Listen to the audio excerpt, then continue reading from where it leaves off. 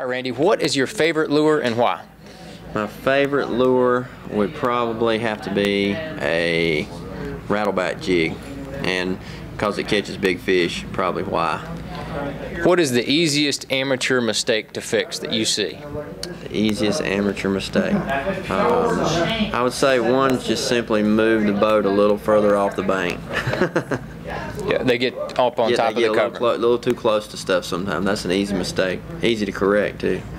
What is the biggest bass you've ever caught, and how'd you catch it?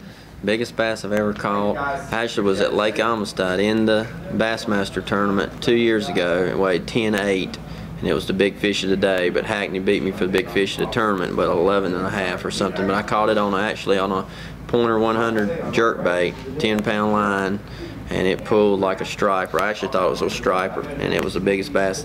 I caught a couple other 10-somethings that I've never really weighed, but that's the biggest I've ever weighed and caught. So, and it was in a tournament. I've always said if I ever catch a 10-pounder, I wanted to be in the tournament, and it was, so I was lucky. Your money on the line, that makes a big difference. Right. You know, you have the reputation of being a fast boat driver. What's the fastest you've ever been in a bass boat?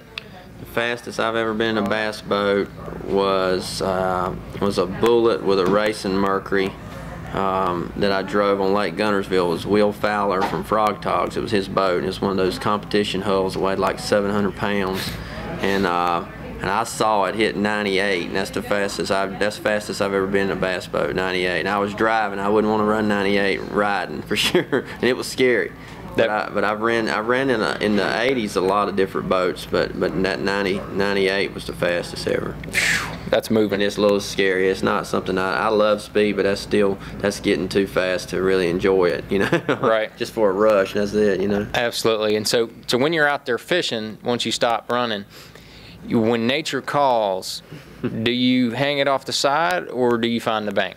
Man, I tell you, I've done both. When the situations, a lot of our tournaments where we can't find a good place out there to hang off the boat, I've had to go to the bank, but I usually go off the back of the boat, and I've kind of patented the way to do it on the back of my Triton, because I have to go a lot because I don't have any colon. I've had all my colon removed, had a lot of surgeries years ago, and I have to go a lot, and that's the downside to my problems being a professional fisherman. But you being versatile is the key. Being versatile is the key. That's right. I've been under people's boat docks, been on the sides of people's boat docks. I've been into people's woods.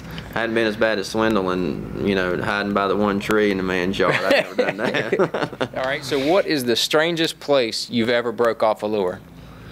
Strangest place I've ever broke off a lure, man. I broke off a lot of lures in a lot of weird places.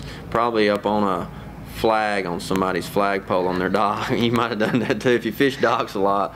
I remember one time I cast a top water bait, a long, hard, high cast, and there was a flag flapping up there, and it just planted right in the side of the flag, and I didn't want to get out and try to get up there to get it. I wanted to break it as fast as I could so nobody wouldn't know that I hung their flag, and it wasn't an American flag. It was just like some you know, like a flag that had a fish or a bird or something crazy on it, but I definitely broke my bait off in it and moved away pretty quick. So you were saluting the spook as you left the dock. Yeah, I left it there quickly too. I didn't want anybody to know it happened. Yeah, so have you ever done donuts around another angler on the water?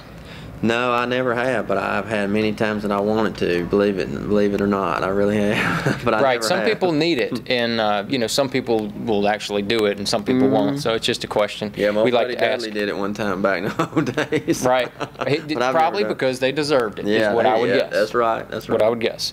And I got one more final question. And has Tommy Biffle ever tried to run you out of an area that you were fishing? Nothing like you. Nothing. Oh, I think probably at least 2 or 3 times. Yeah, right. Did it sound something similar to, "Get out of my creek, Randy"? Did something like that? Almost identical. Did it happen to you too? Yeah, it's happened to me 6 or 8 times, actually. I find Tommy Biffle and I just mess with him. So that's part of my fun. I appreciate it, Randy. Thank you. That's fun. All right. Appreciate it. Hey, Sharon, come look at my thing in the bathtub.